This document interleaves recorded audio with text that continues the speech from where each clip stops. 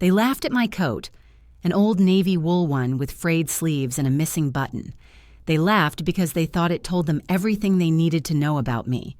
Poor, invisible, irrelevant. But what they didn't know was that the woman inside that coat once built an empire from nothing. And that night, as I stood beneath that glittering chandelier, their laughter didn't break me. It reminded me who I really was. That was the moment I knew I had to take back control of what I'd lost: respect. My name is Lucille Grant, and if you've ever been underestimated because of how you look, then you'll understand my story. Before I begin, tell me, where are you watching from? I always love knowing where my stories reach, because pain and pride sound the same in every corner of the world. Now let me take you back, before the humiliation, before the limousine, before the title Madam President meant anything to the people who mocked me. I grew up in a little town in South Carolina, in a 2-bedroom house my father built with his own hands. My mother sold pies at the church bazaar, and my father fixed cars from our dirt driveway. We didn't have much, but I learned early that dignity doesn't come from money. It comes from work done honestly and a name kept clean. When I was 17, I left home with one suitcase, $53, and a notebook full of dreams. I worked as a cleaner in a hotel by day and took business classes at night. The smell of polish and bleach became part of me. Every surface I scrubbed, I whispered to myself, one day, I'll own a place like this. Years later, after my husband Charles passed away, I poured every ounce of grief into work. I started a property management company from my kitchen table. No fancy investors, no shortcuts, just a phone, determination, and the memory of every door that had ever been shut in my face. The business grew slowly. I hired other women like me, widows, single mothers, women people ignored. We became a small family, and before long, that kitchen table dream turned into Grant Enterprises, one of the state's most respected real estate firms. But while I built the company, I tried to build something even more precious. My son, Michael.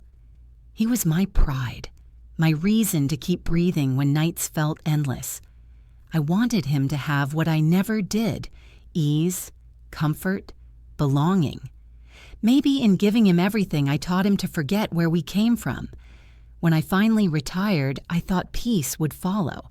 I bought a modest little house on the outskirts of town, roses in the garden, a swing on the porch, silence inside. But silence is a lonely sound when you've spent your life building noise. Then Michael met Vanessa. She was beautiful, the kind of woman who looked expensive just by standing still. Her family was old money Charleston, the sort that dined with politicians and wore pearls to breakfast. When he brought her home for Sunday dinner, I could see it in her eyes. That quiet calculation, the kind that measures a person by what they wear, not who they are. She smiled politely, but her gaze lingered on my hands, still rough from years of labor, and on the simple furniture I'd chosen for comfort, not display. I told myself I was imagining it, but deep down, I knew. That night, as I washed the dishes alone, I caught my reflection in the kitchen window. The same woman I'd been for decades, strong, steady, and perhaps a little too humble. I didn't know then that humility would soon be mistaken for weakness, and that misunderstanding would tear my heart wide open before it set me free. The first time Vanessa truly revealed who she was, it wasn't through her words. It was through her silence. Silence that dripped with judgment. Silence that made me feel like the wallpaper in my own home. It was a warm Saturday afternoon, the kind where the sunlight turns golden and every sound feels softer. Michael had called earlier in the week and said cheerfully, "Mom, Vanessa wants to visit. She's been dying to see the house I grew up in." I smiled at the thought. Maybe this was my chance to get to know her better, to show her that warmth can live even in a modest home. I spent the morning baking her favorite, or at least what I'd been told was her favorite, a lemon chiffon pie. The good plates came out of the cabinet, the ones with the tiny cracks along the edges that held more stories than most people's lives. When they arrived, Vanessa stepped inside first. Her heels clicked on the hardwood, echoing louder than her greeting. "Wow," she said slowly, eyes scanning the living room like a critic appraising a painting. "This place is quaint. Quaint." The word felt like a pin through my chest. Michael followed behind her, grinning in that boyish way that always softened me. "She's been excited to meet you again, Mom," he said, setting a small bouquet of lilies on the table. Vanessa's smile didn't reach her eyes. "We brought flowers," she added. "They'll brighten up the space." I thanked her, even though I didn't need brightening. Not from her. The sun coming through my window had always been enough. As the afternoon went on, I tried my best. We sat for tea and I told stories about how Michael once sold lemonade to passing cars, or how Charles had built the swing on the porch with his own hands. Vanessa nodded politely, her eyes flicking toward her phone every few minutes. At one point, she whispered something to Michael. He chuckled, but it was nervous, almost apologetic. I pretended not to notice. Then, when she thought I'd stepped into the kitchen, I heard it. Her voice. Smooth, amused, careless. "Your mother's house smells like old books and dust. It's so tiny, Michael. I can't believe you grew up here." My hands froze around the teapot. "Vanessa," he whispered back. "Don't say that. She can hear you." "Well, maybe she should," she said. "It's like stepping into another century." I stayed in that kitchen longer than necessary, staring at the pie on the counter. The smell of lemons and sugar filled the room, but it suddenly felt too sweet, too heavy. When I returned, they both straightened up like children caught misbehaving. "Everything all right?" I asked gently. "Of course," Vanessa smiled, voice coated in honey. "We were just talking about how cozy everything is." Cozy. Another pin. I sat with them a while longer, but her laughter, high and practiced, never reached the heart of the conversation. It was the kind of laughter that says, "I'm here, but I'm above this." When they left that evening, I stood by the door as their car pulled away.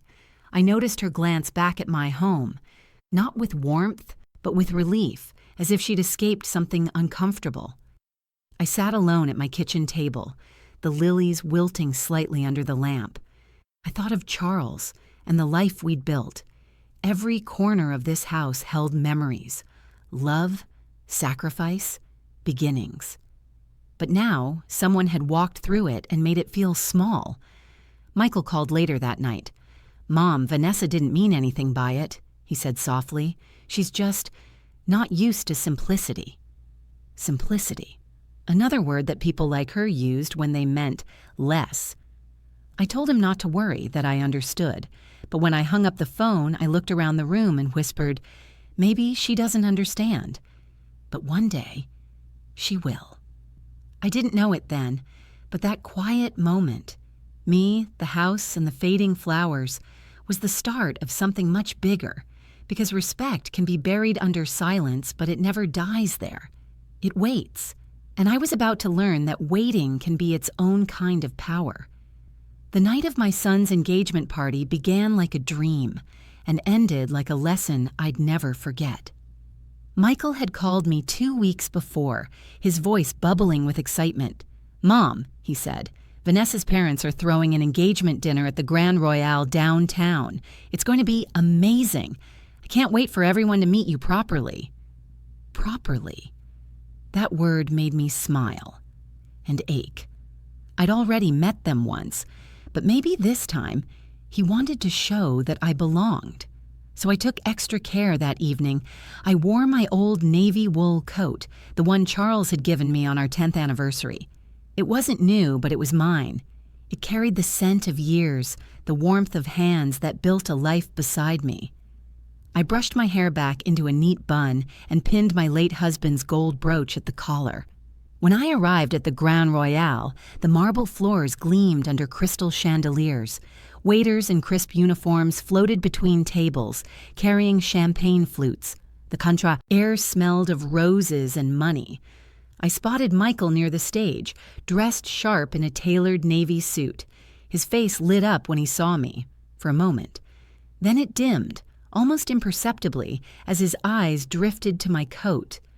"Mom," he said, hugging me quickly, "you look nice." He hesitated on that last word like it had to be chosen carefully. Before I could reply, Vanessa appeared, flawless as always. Her white satin dress shimmered under the lights, her pearls perfect, her lipstick immaculate. "Oh!" she exclaimed with practiced surprise. "You made it!" She leaned in to kiss my cheek, her perfume sharp and overwhelming. "You didn't have to dress up, Mrs. Grant. It's just family." Just family. I nodded. I wouldn't miss it. As the evening went on, laughter filled the room, but it wasn't the kind that welcomes you in. It was the kind that circles around you, keeping you on the outside. Vanessa's parents were seated at the front table. Her father, tall and silver-haired, raised his glass for a toast. "To our daughter," he said, "and to Michael, who's soon to be part of the family." There were smiles and clinking glasses, until Vanessa's mother leaned closer to another guest and whispered, not softly enough, "That woman? Is she staff?" The guest chuckled. No, that's his mother, I think." Vanessa laughed lightly, then looked my way. "Oh, don't be silly," she said, her voice just loud enough to carry. "She's not family. She's the cleaning lady." The laughter that followed was quiet at first, a ripple, but it grew. I felt it move through the tables like a cold wind brushing across my shoulders. I didn't move. I didn't cry. I simply stood there, still as a tree weathering a storm. Michael's face went pale. He opened his mouth to speak, then closed it again.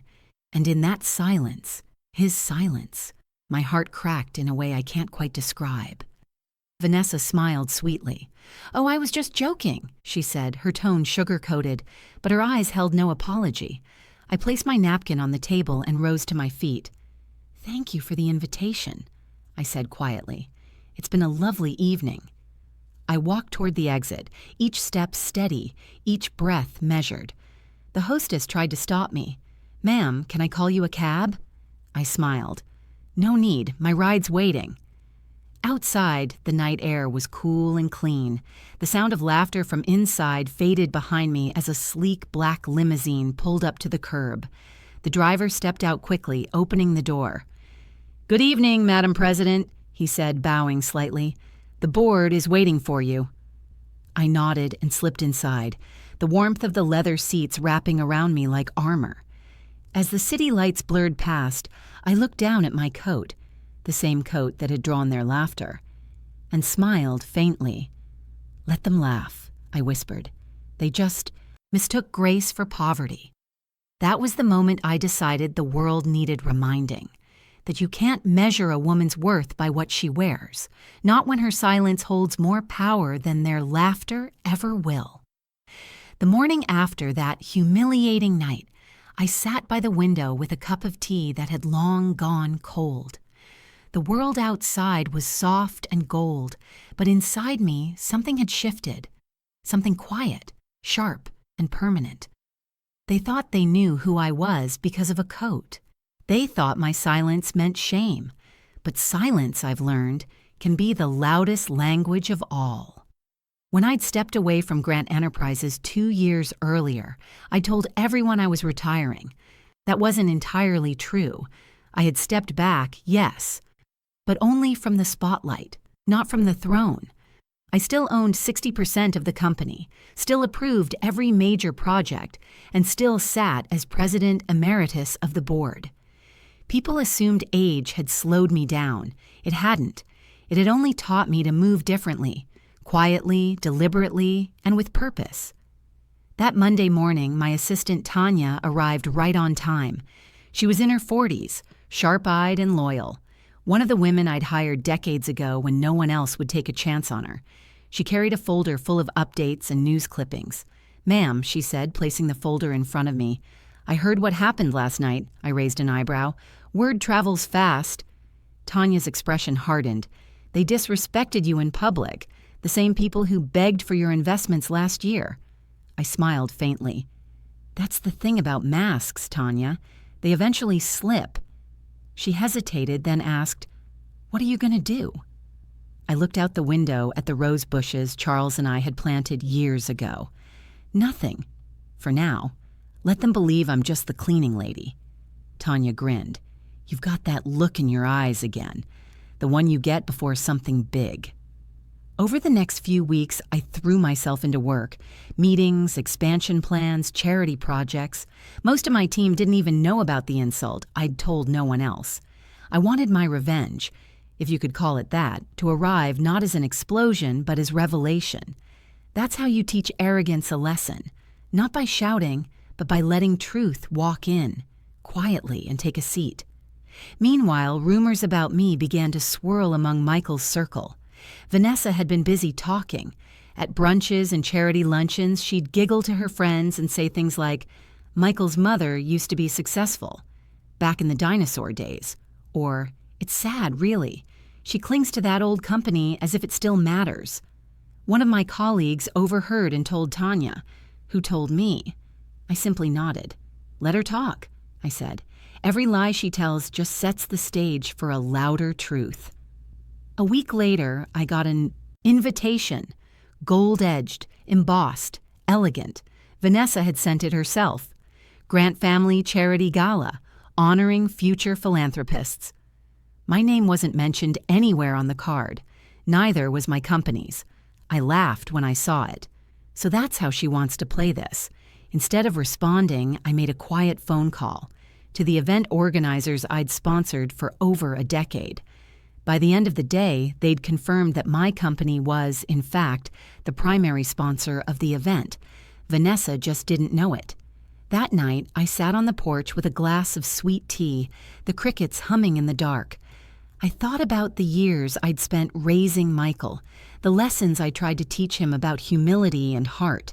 I'd failed somewhere, I knew that. But perhaps this was the moment to make him see, not through scolding, through truth revealed in its own light. I whispered into the night, You can't buy class, Vanessa, but I can afford to show you what it looks like. And so I planned. I wasn't going to seek revenge. I was going to teach remembrance, to remind my son who his mother really was, and to remind Vanessa that every empire she envies was once built by hands that cleaned floors. The woman they called the cleaning lady was about to host the gala they were bragging about, and this time, no one would laugh. The night of the charity gala arrived like a quiet storm. I didn't plan to expose anyone, not exactly. I simply intended to remind the world that silence isn't weakness and that humility doesn't mean invisibility. The Grand Royale ballroom shimmered again, the same place where laughter had burned me weeks earlier. This time, the banners above the stage read, An Evening of Hope, sponsored by Grant Enterprises. I watched from the wings as guests poured in, all in glittering gowns and sharp tuxedos. Photographers clicked, and the orchestra filled the air with soft strings. Tanya stood beside me, eyes gleaming. They still don't know? She whispered. Not yet, I said, adjusting the same navy coat they'd once mocked. Let's keep it that way. Vanessa and her parents entered grandly, their laughter carrying like bells. Michael followed, looking proud but distracted. They greeted the organizers, posed for photos, and accepted compliments on their generosity, blissfully unaware that every flower, every chandelier, every glimmering detail in that hall had been paid for by me. When they spotted me near the entrance, Vanessa blinked. Mrs. Grant? She said, voice coated in disbelief. I didn't realize you were invited. I smiled calmly. It's a public event. Anyone supporting the cause is welcome. Her lips curled into a faint smirk. Well, I'm glad you could join us. You might even meet some of the donors tonight. Oh, I said lightly. I plan to. As dinner began, the host took the stage, a tall, warm man I'd worked with for over a decade. He tapped the microphone, and the room hushed. "Tonight," he began, "we gather to honor compassion and perseverance, the values behind this event, generously funded by one woman who's shown both for decades." Vanessa leaned toward Michael, whispering something I couldn't hear. Her expression was smug. Then the host continued, "Please welcome our longtime sponsor and this year's honoree, Madam Lucille Grant, President of Grant Enterprises." The applause started slow, uncertain, then built like a wave. Cameras flashed, heads turned. Vanessa froze mid-sip, her wine glass trembling. Michael's fork clattered to the table.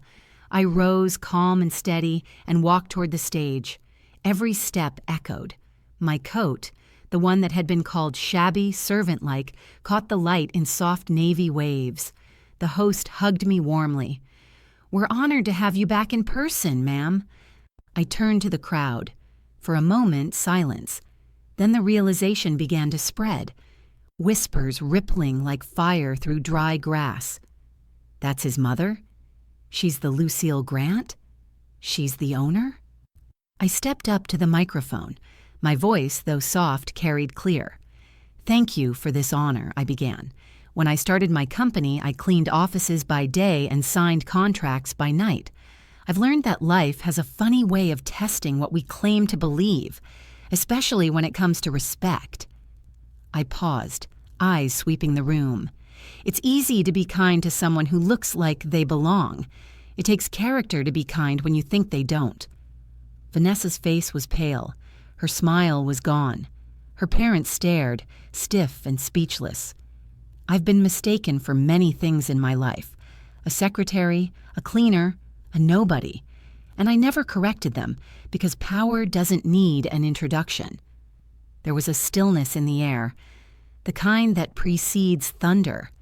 Then came applause. Real applause, not polite, genuine.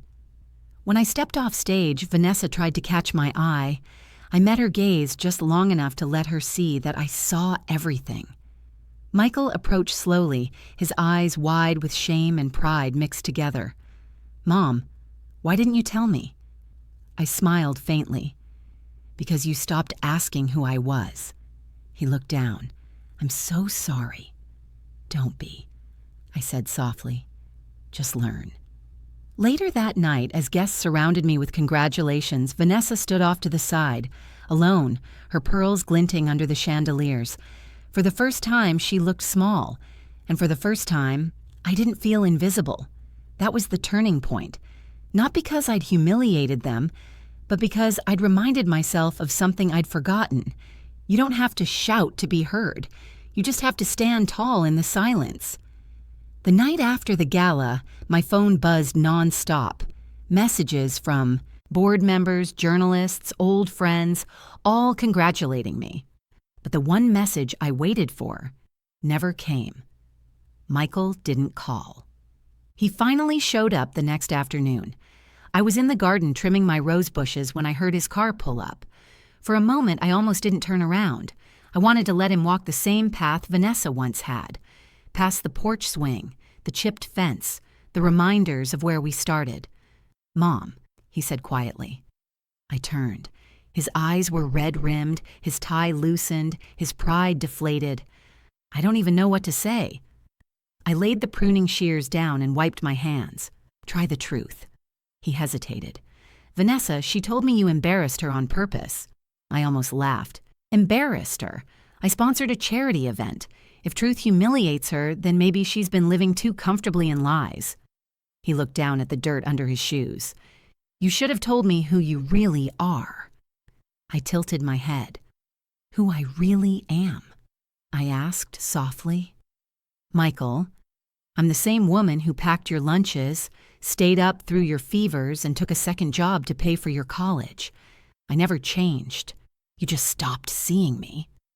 His voice cracked. "I was ashamed, Mom. Not of you, of how people looked at you that night.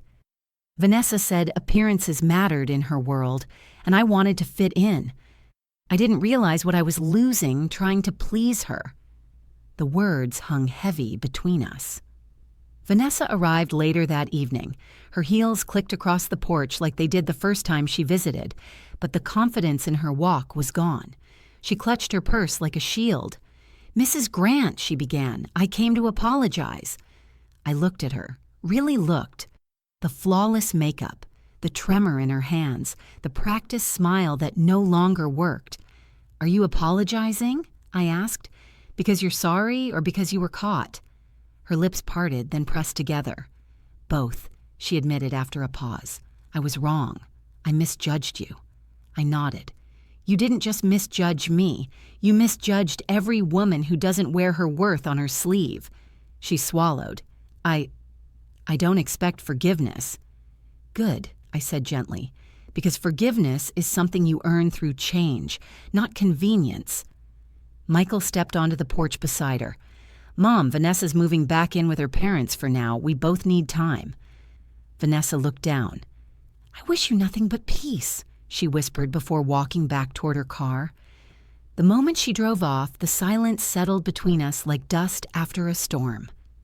A few weeks later, news spread that the engagement had quietly ended. Michael returned to his work, but this time something in him had softened. He began stopping by my office at the company more often, asking questions, listening. He'd finally seen what respect built. And what? Arrogance destroyed. One afternoon, as we reviewed some files, he said, "Mom, you've been leading with grace all your life. I just didn't recognize it." I smiled faintly. "That's the trouble with grace, son. It rarely announces itself." When Vanessa's name came up again, a rumor, a headline, some new socialite drama, I didn't flinch. I'd already let it go. My revenge hadn't been her humiliation. It was my peace.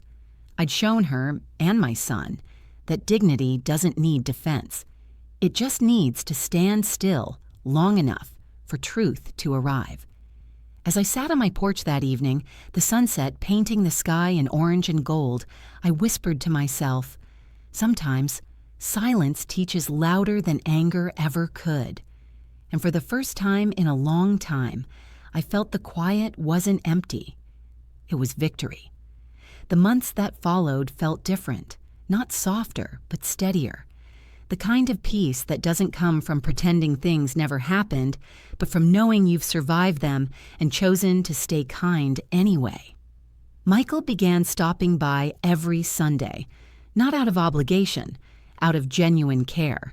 He'd sit on the porch swing with me, the same one his father built decades ago, and we'd watch the sun dip behind the trees. Sometimes we'd talk about work, sometimes about nothing at all. He started asking about my early years at the company, about the deals I closed when no one believed in me. "You did all that without investors?" he asked one day, wide-eyed. I smiled. "Just grit, prayer, and a whole lot of unpaid sleep." He chuckled softly. "You make it sound easy." "Oh no," I said, shaking my head. "It was brutal. But so is life for anyone who refuses to stay small." That line made him go quiet. I saw it in his face, the realization that for years he'd mistaken quiet for weakness. A few weeks later, he brought me a gift, a simple, elegant box wrapped in navy ribbon.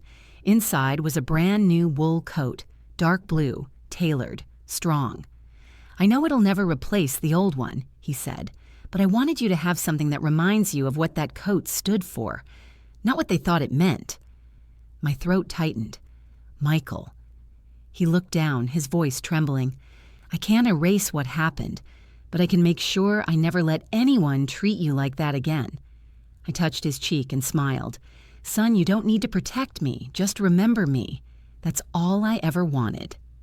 As winter gave way to spring, I found myself returning to the office more often, not to lead, but to guide. I mentored young women who reminded me of myself years ago, weary, hopeful, underestimated. Every time one of them said, "I don't think I'm strong enough," I'd smile and tell them, "Strength isn't about shouting. It's about showing up when they least expect you to." One afternoon, as I watched those women file into a meeting, confident and ready, I realized something beautiful. All those years of silence, of swallowing pride, of standing still while others laughed. They hadn't diminished me. They'd seasoned me. Vanessa never reached out again, and honestly, I didn't need her to. Not every story ends with reconciliation. Some just end with clarity, and that's enough. I heard later that she'd moved to New York, working for a design firm her father bought her. I wished her well, quietly. Life has its own way of teaching the lessons we refuse to hear. As for me, I kept moving. Slower now, but with more intention. The garden bloomed again, the roses fuller than ever. And one evening, as the sun set and the light turned that soft golden hue, I thought back to that night. The laughter, the humiliation, the limousine, the boardroom waiting for me. What a full circle that was. I leaned back on the porch swing and whispered, "Respect isn't demanded. It's demonstrated, again and again, until the world remembers who you are." So if you're watching this and someone's ever laughed at your pain, your clothes, your story, remember this: their laughter says more about them than it ever will about you. You don't need to fight for validation. You just need to keep walking in your truth until it becomes impossible to ignore. And when that day comes, when the ones who doubted you finally see who you are, don't gloat, just smile, because dignity has already done the work for you. Thank you for listening to my story. Now tell me, where are you watching from tonight? Because somewhere out there, another woman is being underestimated, and I hope my story reaches her before she forgets what she's worth.